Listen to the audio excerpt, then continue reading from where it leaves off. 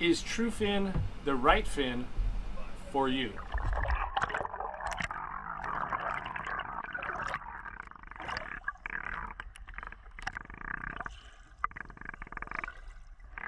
I had these things for about, well, over a month. I've used them in the pool, I've used them in the ocean, and I have some opinions on the newest fin to attempt to take over the scuba world.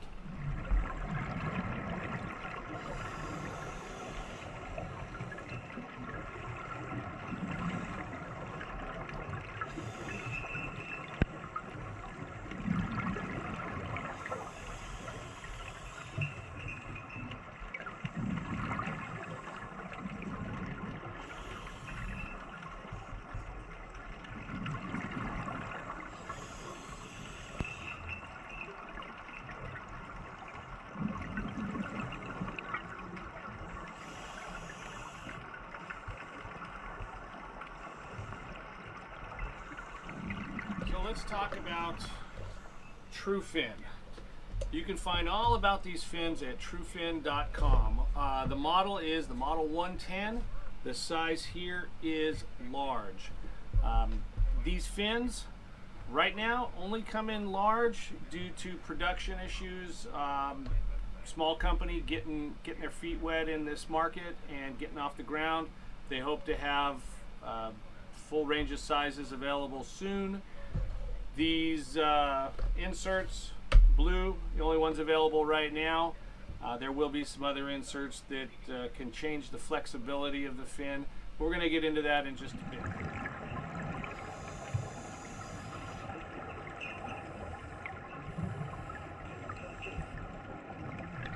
Initial impressions of these fins. They are heavy, very heavy. I dive with Hollis fins, I've got jet fins. These are heavier than both. Truefin says they're designed to be worn with or without boots. I tried them without boots. They were okay. Nothing great. Probably wouldn't wear them without fins if I didn't have to, but you can do it.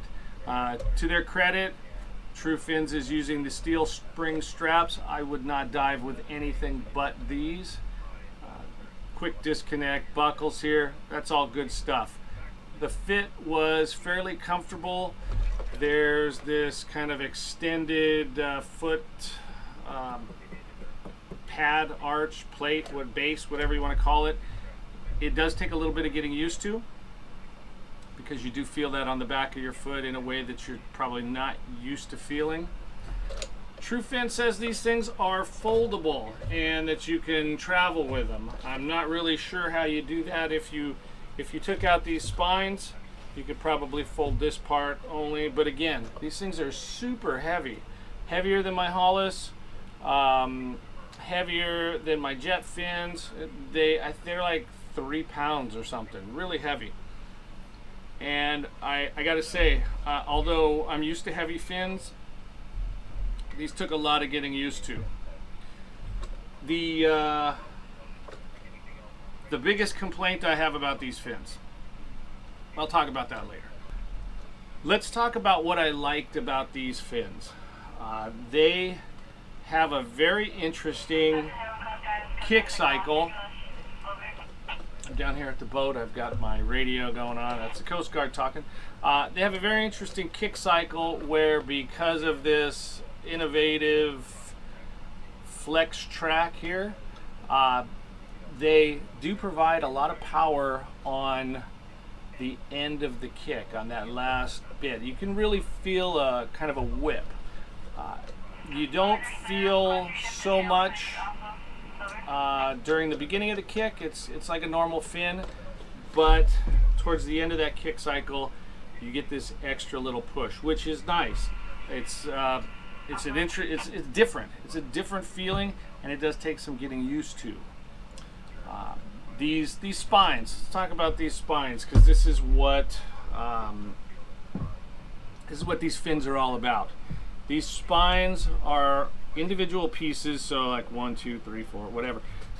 jigsaw type pieces that fit together, kind of interlocking to provide a flex that is a controlled amount, controlled flex. They make inserts that can be changed, so you could actually have a strong side and a weak side, especially if you're going to frog kick and you're going to be needing different levels of flex in the fin. These are not available in any other power levels right now, but they hope to have them out soon. I only tried them with the blue. Regular flutter kicking, regular kick for most people, no problem. Kicks just fine, and again, you can feel that power at the end of the kick. So for me, I frog kick quite a bit, almost exclusively, and I found these to be not so good for frog kicking. Now, these quick releases should allow you to pull these out and make changes and adjust everything to your liking. I was able to get these out, but it was a little tricky, so I didn't play with them very much. I left them in and just went with it. Probably my biggest complaint about these fins is this square cut here. Didn't mind this down here at all, but this square cut caught on everything.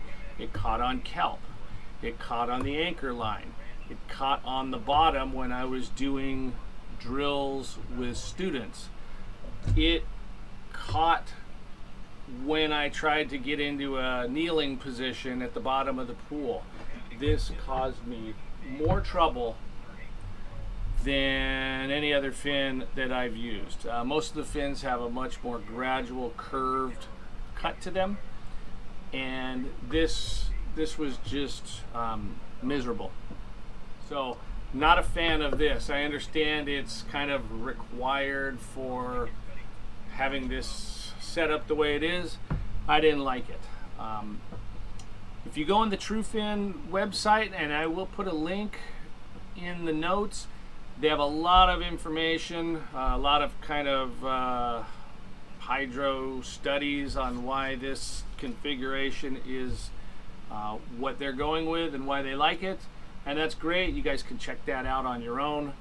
But for me, the difference in the quality of the kick that I got with this fin compared to my Hollis fins, which are my go-to fins, was not worth the entanglement problem here. Not really entanglement, but just catching on everything. I mean, it caught and then slid off, but this was hanging me up all the time. This to me seems kind of gimmicky, and the reason I say that is there's a lot of fins out on the market. There's all kinds of fins out there, and I haven't seen anybody else do anything like this, and it makes me wonder if it's for a reason, because this is a lot of extra parts. What happens if something breaks? What happens if you lose a piece while you're traveling and you've taken these out to fold them up? I don't know, because I never took them out, but it relies on this whole system working just perfectly. Now, I don't know how long this is going to hold up, but it seems another failure point is all these little thinner parts of the fin. I know with my fins over time, I get some cracking here and different places from flexing, so I wonder if this is going to wear differently over time. Interesting. If you're really quiet and you're down there swimming along, you can hear these things clicking during your whole dive. I wasn't particularly a fan of that, but if that bothers you, this is going to bother you. So would I buy these? I would not. The price point is about 250 bucks, and that is a lot of money for a fin period, in general. That's a lot of money for a pair of fins.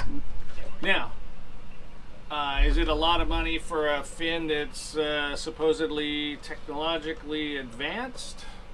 Maybe, maybe not. But does it do a whole bunch for you? I don't know. You're going to have to try that on your own, I guess. Find someone that's got a pair of these and ask them to try them out. I offered to have other people try these out, and nobody was interested. Everybody wanted to stick with their fins that they use. Fins are one of those kind of personal, fairly personal items, I guess. I love my Hollis fins, and I'll buy another pair of Hollis fins when these ones decide to finally give it up. But it's a lot of money for this. Is it worth it, the high-tech trade-off? I don't know. It seems like a lot of money and a little bit of gain. I didn't notice that much of a difference, and not being able to frog kick was a big bummer for me.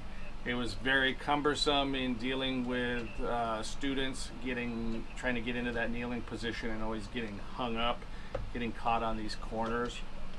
So I do appreciate the opportunity to try these out, and I guess a big thank you to Truefin for the opportunity. I'd really like to see this price point come down to be competitive with other fins on the market. That's the only way you're going to get people to take a gamble with it. They're already using fins they like, and if they've already bought a pair of fins and they don't like them, they're not going to be so happy to buy another pair that's almost twice as much on a gamble. So the price has got to come down. I couldn't even carry these things in the shop that I work at because the price point is way too high. So, and that was something I knew going into it, that I was going to have an issue with the price point, and I would really hope that the fin was so outrageously good that the price point didn't matter, but it does. Not having different sizes available, I understand their production issues. That's pretty costly to get a new product to market, but only having large, I just assume they did a controlled gamble that most people are buying large. But it means there's a whole lot of the market out there that is not going to be able to even try these. So that's an issue. Let me know what you think. Do you have a pair of these? Have you used them? Have you tried them? Have you seen them anywhere? I saw these on Facebook, and I thought, another one of those Facebook ads. Turns out they're real, and I'd love to hear what your experience has been with Truefin's new fin. I wish I could say Truefin really hit it out of the park with this, but it's a rather clunky, uncomfortable fin that wants to be so much better than it is.